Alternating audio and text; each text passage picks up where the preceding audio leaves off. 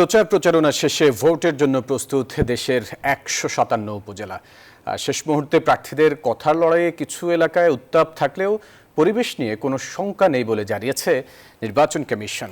এদিকে এসি মোহাম্মদ আলমগীর বলেন, বড় দল না থাকায় ভোটদানে উৎসাহ নেই ভোটারদের একাংশের।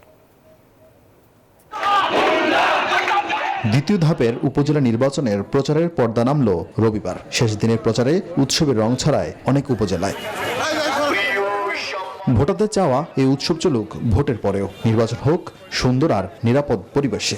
আমরা একজন সহযোগ্য এবং একজন ভালো মানুষ কি আমরা ভোট দিতে চাই। এখন তো ইলেকশনের আগে তো সবাইকে পাওয়া যায়, মানে সবাই বাড়ি বাড়ি ঘুরতেছে, এরপরে ভোটের পরে কেউ কারো খবর নাই। শেষ মুহূর্তে ভোটারদের কাছে গিয়ে প্রার্থীরা ভোট চেয়েছেন, প্রতিশ্রুতি দিয়েছেন উন্নয়ন আর সুশাসনের। তার পাশাপাশি চলে প্রার্থীদের কথার লড়াইও। তো ত্যাগ নীতিকার মধ্যে দিয়ে আমি যখন কাজ করে আসছি, আমার বিশ্বাস জনগণ আমাকে ফেলে দেবে না। তো আমি জনসেবা করার লক্ষ্যে আসছি, আমি ব্যাপক সাড়া পাচ্ছি। ওয়ালটন ফ্রিজ কিনে অনেকের মতো আপনিও হয়ে যেতে পারেন মিলেনিয়াল।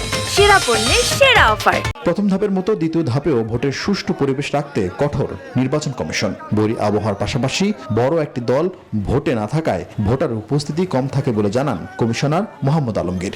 দলীয়ভাবে তারা সমর্থন দিচ্ছে না, নির্বাচনে অংশগ্রহণ করছে না, অতএব তাদের যে ভোটার, তাদের যে ভোট ব্যাংক, তারা তো ভোট দিতে আসছে না।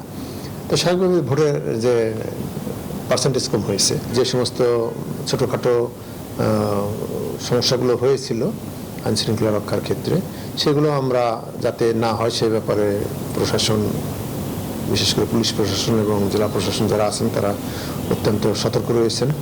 এ সময় তিনি ভোট বর্জনের আহ্বানে বিএনপির লিফলেট বিতরণ কর্মসূচিকে গণতান্ত্রিক অধিকার বলে মন্তব্য করেন। এটা তাদের গণতান্ত্রিক অধিকার, তারা বলতে পারেন। মঙ্গলবার সকাল 8টা থেকে 4টা পর্যন্ত চলবে দেশের 157 উপজেলার ভোট গ্রহণ।